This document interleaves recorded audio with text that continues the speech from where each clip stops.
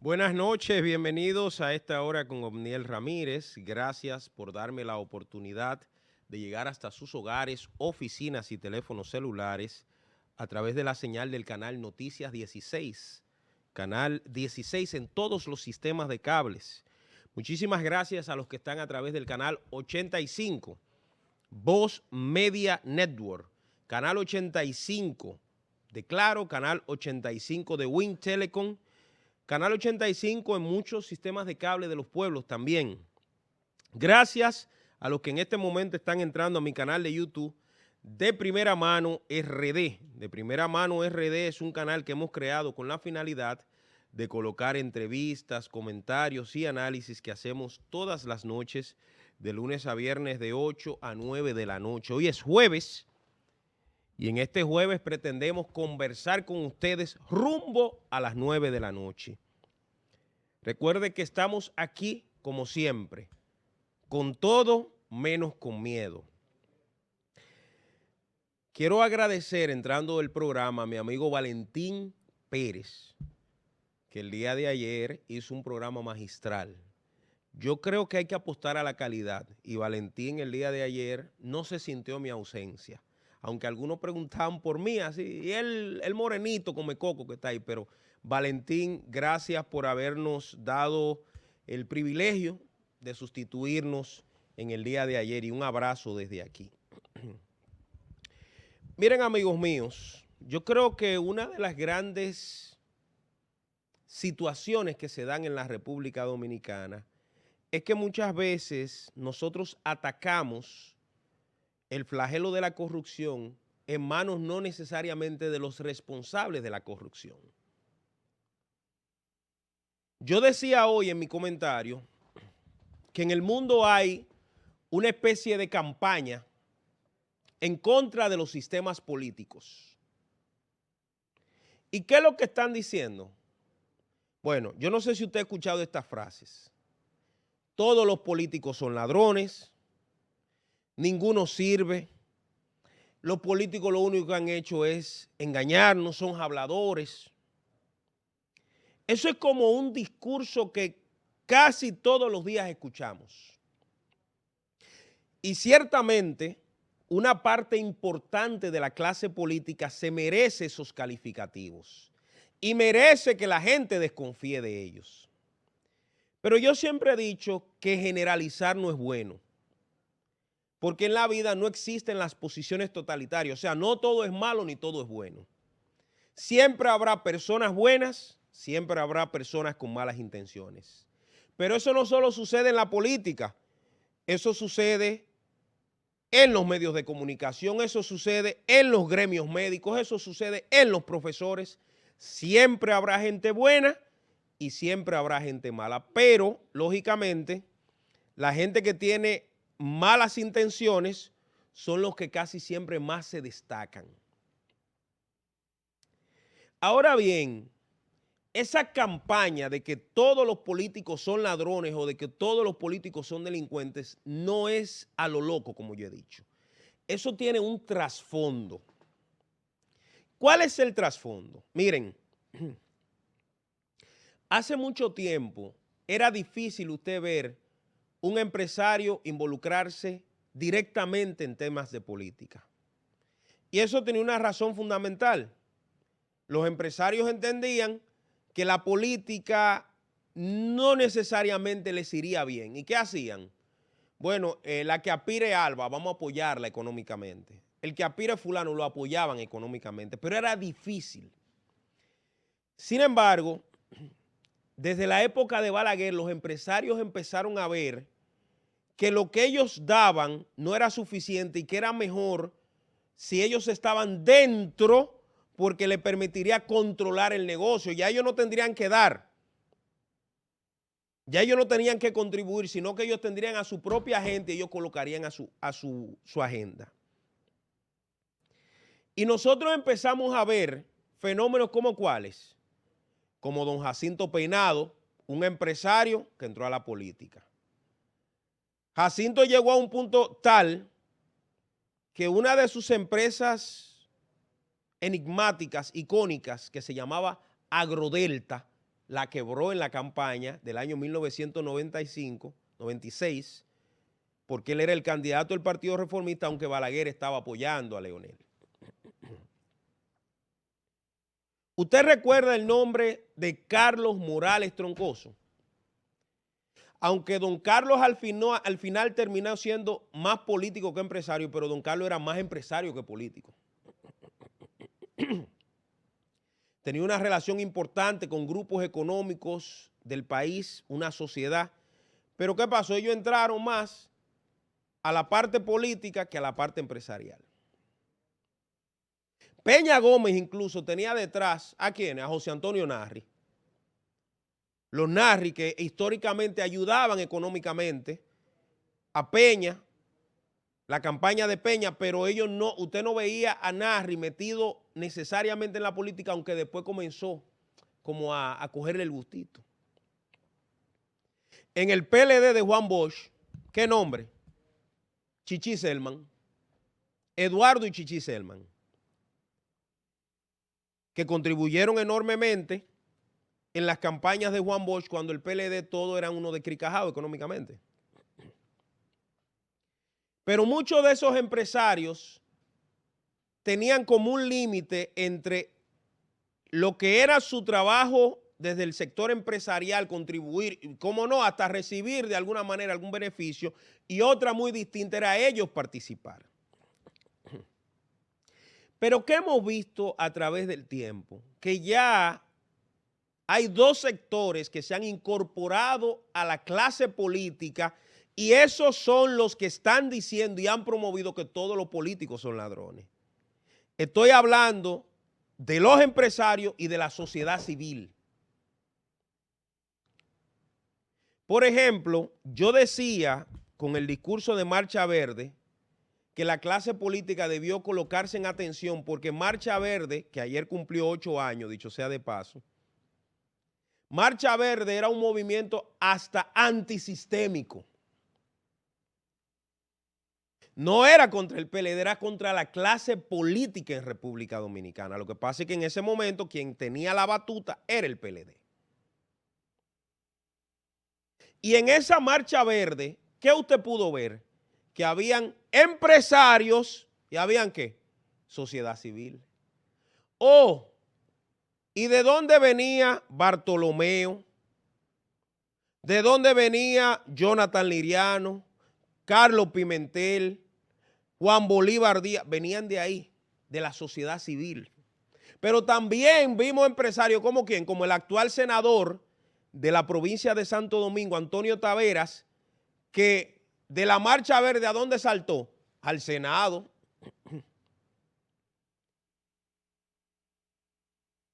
Lisandro Macarrulla, José Ramón Peralta, Donald Guerrero, gente que eran empresarios pero se convirtieron en políticos. ¿Por qué? Porque vieron que la política era más rentable.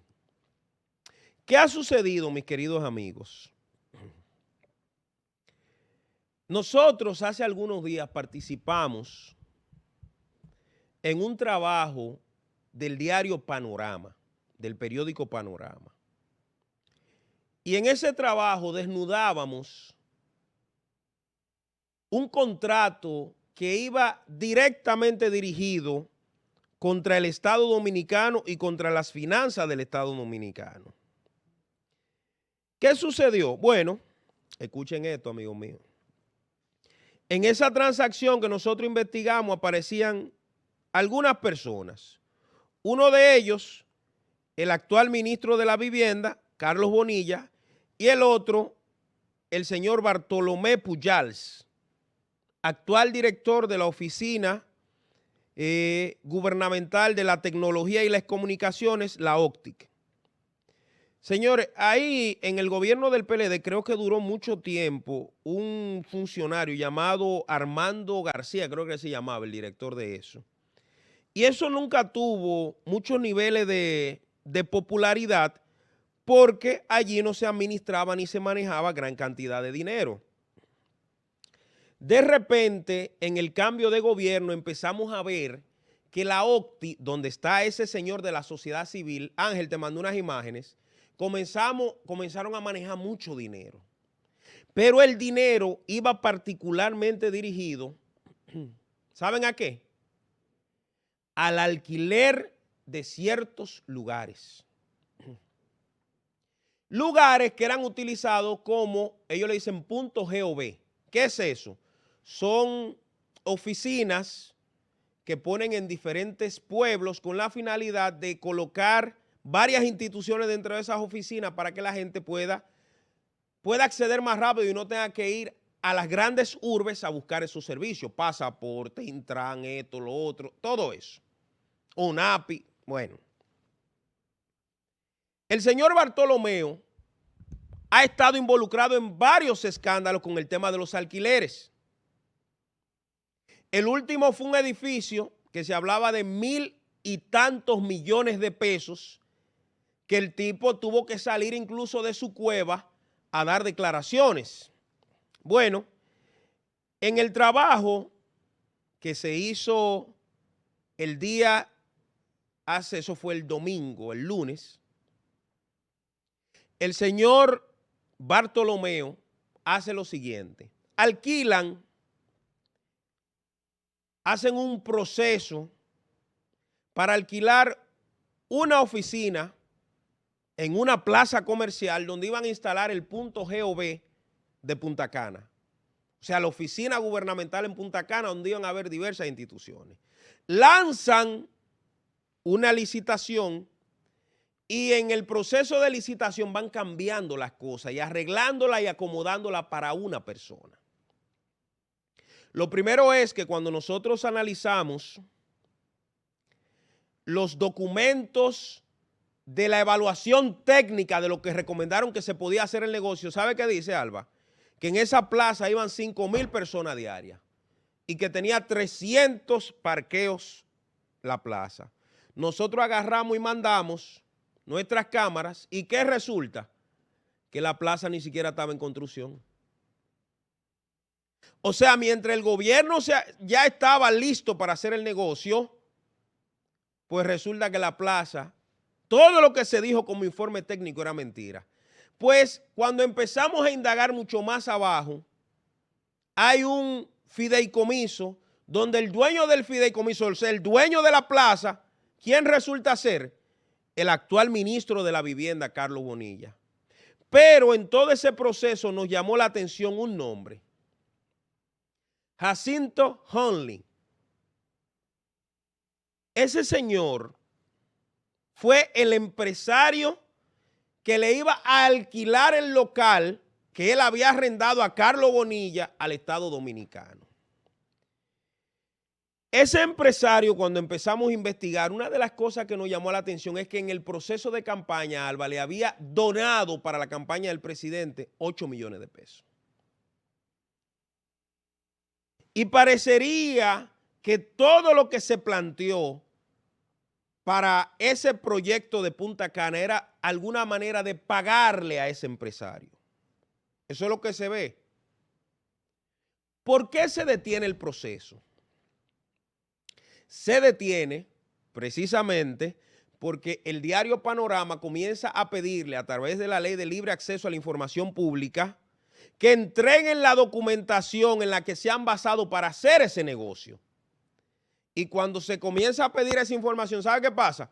El tipo sale huyendo y manda una carta renunciando al proyecto y alega que él está enfermo. No, no era que estaba enfermo, señores. Era que le estábamos pisando los talones. Ese empresario, ahora nosotros nos enteramos de que no es solo ese proyecto que tiene, que no es solo ese alquiler que tiene. Incluso recientemente ese empresario compró una emisora. Dice la ley que el Ministerio Público tiene que actuar tan solo por el rumor. Ese es el primer elemento por el que el Ministerio Público tiene que actuar. Señores, aquí ha habido rumores de todo y ha habido prueba de todo. Tan solo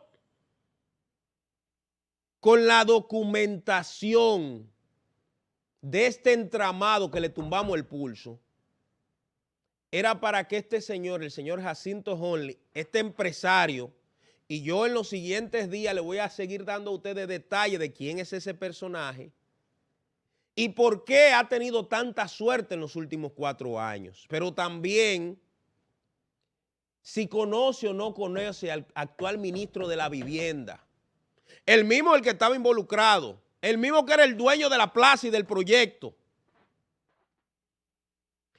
¿Saben de qué que estamos hablando, mis queridos amigos? De que uno no sabe ahora quién es el malo de la película. Yo tengo los trailers de quién es el malo de la película.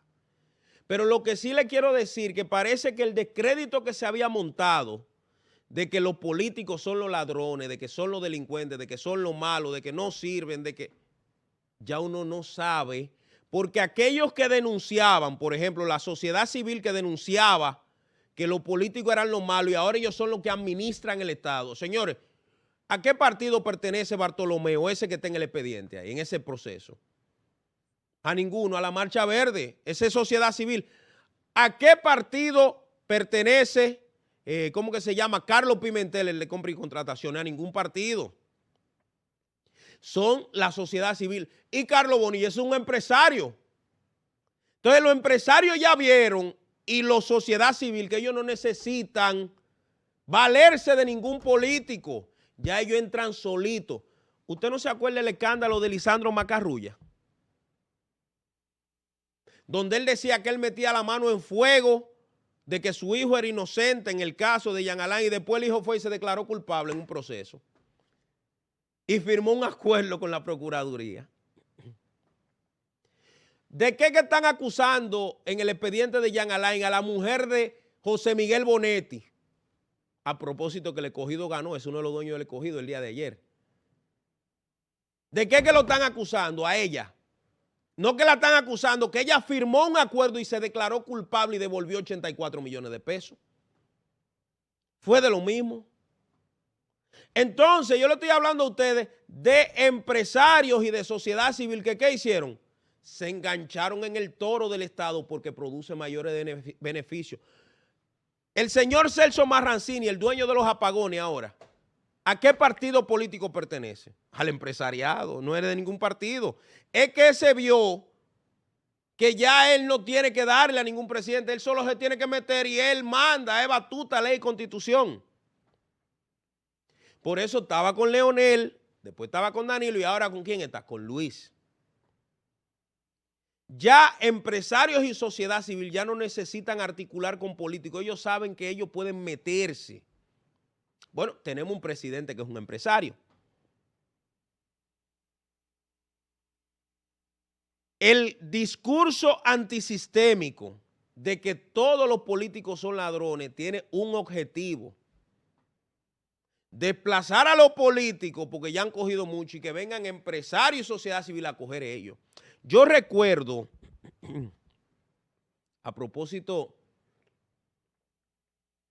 de la sociedad civil, amigos míos, yo recuerdo al señor Juan Bolívar Díaz.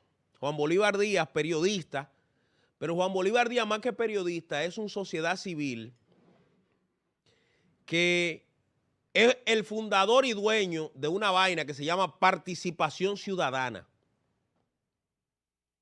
Ahí eso es de él. Y todos los súbditos y discípulos de él son los que han llegado al Estado. Y han hecho muchísima vaina. Bueno, el señor Juan Bolívar, cuando no era gobierno y cuando él era sociedad civil y tenía un programita que se llamaba 1+1 y él criticaba todo lo del gobierno porque él era oposición. A él, en una ocasión, tuvo un enfrentamiento con el ex embajador ya muerto, César Medina. Muchos de nosotros podemos tener la opinión que querramos sobre César, que era bueno o que era malo. Es una opinión nuestra. Pero el señor Juan Bolívar todos los días atacaba a César Medina porque lo habían nombrado en el gobierno de Leonel y en el gobierno de Danilo en España como embajador.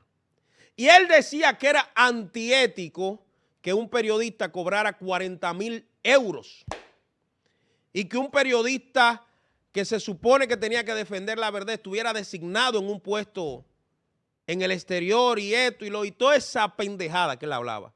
¿Sabe cuándo se acabó eso? Cuando en el año 2020, la misma embajada que él criticaba, le dieron un decreto ahí. Embajador en España, 4 años. Y ahora, embajador en México, lo acaban de designar. Así sí es bueno, ¿eh? Usted no se acuerda todo lo que decía el señor, ¿cómo se llama este intelectual? Alba. Cónchale, se me olvidó su nombre. Andrés L. Mateo. Señores, Andrés tenía un discurso incendiario en una emisora y sus artículos eran palma de fuego donde él criticaba el sistema político. ¿Hasta qué? Hasta que lo designaron como embajador. Cuando lo designaron como embajador, su primera fotografía fue la Torre Eiffel detrás de su oficina, lleno de orgullo y de arrogancia, de pompa y de vanidad. Farsante, señores. Por eso, la discusión que debería darse ahora es, ¿cuál es peor? ¿Los políticos, los empresarios o la llamada o la mal llamada sociedad civil? ¿Saben por qué? Porque en este proceso, y lo digo con mucha sinceridad, quizás los más mal utilizados han sido los políticos. Porque ¿quién corrompe a un político? Un empresario. ¿Quién lo corrompe? ¿Quién presiona a un político? Una sociedad civil. Entonces, ¿quiénes son más malos en esta película? Saque usted su conclusión. Vamos a la pausa. En breve continuamos calientito aquí en A Esta Hora con Otniel Ramírez. No se mueva.